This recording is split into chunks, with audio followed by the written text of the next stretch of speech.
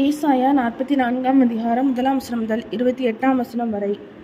இப்போதும் என் தாசனாகிய யாக்கோபே, நான் தெரிந்து கொண்ட இஸ்ரவேலை கேள். உன்னை உண்டாக்கினவரும் தாயின் கர்ப்பத்தில் உன்னை உருவாக்கினவரும் உனக்கு துணை செய்கிறவருமாகிய கர்த்தர் சொல்கிறதாவது: என் தாசனாகிய யாக்கோபே, நான் தெரிந்து கொண்ட யெஷூரனே, பயப்படாதே. தாகமுள்ளவன் மேல் தண்ணீரையும் வறண்ட நிலத்தின் மேல் ஆறுகளையும் ஊற்றுவேன். உன் சந்ததியின் மேல் என் ஆவியையும் உன் சந்தானத்தின் மேல் ஆசீர்வாதத்தையும் ஊற்றுவேன். அதனால் அவர்கள் புல்லின் நடுவே நீர்க்கால்களின் ஓரத்தில் உள்ள அலரி செடிகளைப் போல வளருவார்கள். ஒருவன் நான் கர்த்தருடையவன் என்பான், ஒருவன் யாக்கோபின் பெயரை தரித்து கொள்வான், ஒருவன் தான் கர்த்தருடையவன் என்று கையெழுத்து போட்டு இஸ்ரவேலின் நாமத்தை தரித்து கொள்வான். நான் முந்தினவரும் நான் பிந்தினவரும் தானே, என்னை தவிர தேவன் இல்லை என்ற இஸ்ரவேலின் ராஜாவாகிய கர்த்தரும் சேனைகளின் கர்த்தராகிய அவருடைய மீட்பரும் சொல்கிறார். பூர்வ காலத்து ஜனங்களை நான் ஸ்தாபித்தது முதற்கொண்டு என்னைப் போல எதையாகிலும் வரவழைத்து இன்னதென்று முன்னறிவித்து எனக்கு முன்னே வரிசையாக நிறுத்தத்தக்கவன் யார்? நிகழ் காரியங்களையும் வருங்காரியங்களையும் தங்களுக்கு அவர்கள் அறிவிக்கட்டும். நீங்கள் கலங்காமலும் பயப்படாமலும் இருங்கள். அக்கால முதற்கொண்டு நான் அதை உனக்கு விளங்க பண்ணினதும் முன்னறிவித்ததும் இல்லையோ? இதற்கு நீங்களே என் சாட்சிகள். என்னை தவிர தேவன் உண்டோ? வேறொரு கன்மலையும் இல்லையே. ஒருவரையும் அறியேன். விக்கிரகங்களை உருவாக்குகிற யாவரும் வீணர். அவர்களால் இச்சிக்கப்பட்டவைகள் ஒன்றுக்கும் உதவாது.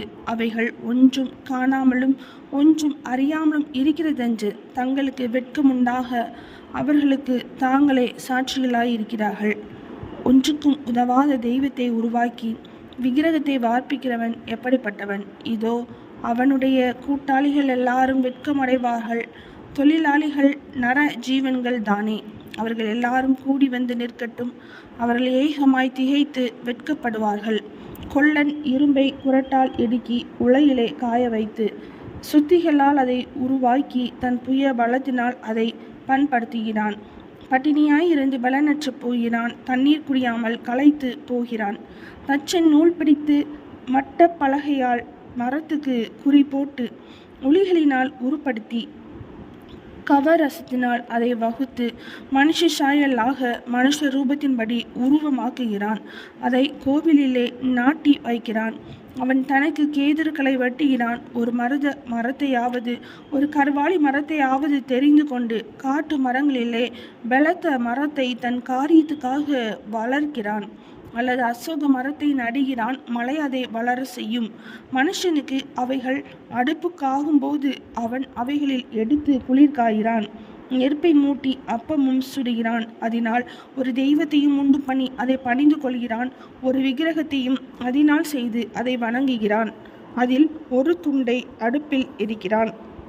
ஒரு துண்டினால் இறைச்சியை சமைத்து புசித்து பொரியலை பொரித்து திருப்தியாகி குளிரும் காய்ந்து ஆ ஆ அனலானேன், நெருப்பை கண்டேன் என்று சொல்லி அதில் மீதியான துண்டை தனக்கு விக்கிரக தெய்வமாக செய்து அதற்கு முன் விழுந்து அதை வணங்கி, நீ என் தெய்வம், என்னை ரட்சிக்க வேண்டும் என்று அதை நோக்கி மன்றாடுகிறான்.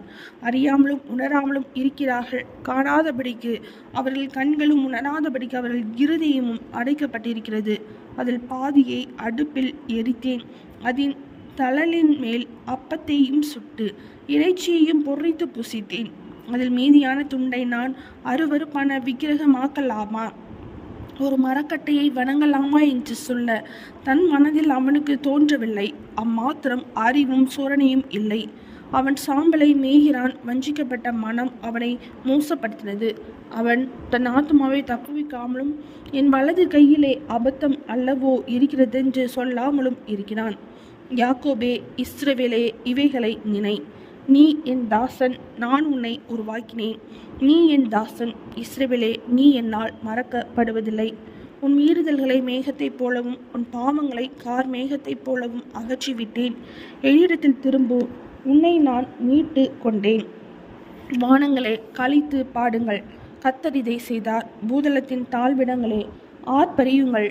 பர்வதங்களே, காடுகளே, காட்டிலுள்ள சகல மரங்களே, கம்பீரமாய் முழங்குங்கள். கர்த்தர் யாக்கோபை மீட்டு இஸ்ரவேலிலே மகிமைப்படுகிறார். உன் மீட்பெரும் தாயின் கர்ப்பத்தில் உன்னை உருவாக்கினவருமான கர்த்தர் சொல்கிறதாவது: நானே எல்லாவற்றையும் செய்கிற கர்த்தர். நான் ஒருவராய் வானங்களை விரித்து நானே பூமியை பரப்பினவர். நான் கட்டுக்கதைக்காரரின் குறிகளை அபத்தமாக்கி குறி சொல்கிறவர்களை நிர்மூடராக்கி ஞானிகளை வெட்கப்படுத்தி அவர்கள் அறிவை பைத்தியமாக பண்ணுகிறவர். நான் என் ஊழியக்காரரின் வார்த்தையை நிலைப்படுத்தி என் ஸ்தானாபதிகளின் ஆலோசனையை நிறைவேற்றி குடியேறுவாய் என்று எருசலேமுக்கும் கட்டப்படுவீர்கள் என்று யூதாவின் பட்டணங்களுக்கும் சொல்லி அவைகளின் பாழான ஸ்தலங்களை எடுப்பிப்பவர். நான் ஆழத்தை நோக்கி வற்றிப்போ என்றும் உன் நதிகளை வெட்டாந்திரையாக்குவேன் என்றும் சொல்லுகிறவர். கோரேசை குறித்து அவன் என் மேய்ப்பன், அவன் எருசலேமை நோக்கி நீ கட்டப்படு என்றும் தேவாலயத்தை நோக்கி நீ அஸ்திபாரப்படு என்றும் சொல்லி எனக்கு பிரியமானதை எல்லாம் நிறைவேற்றுவான் என்று சொல்லுகிறவர் நான். ஏசாயா 44 அதிகாரம் முடிந்தது.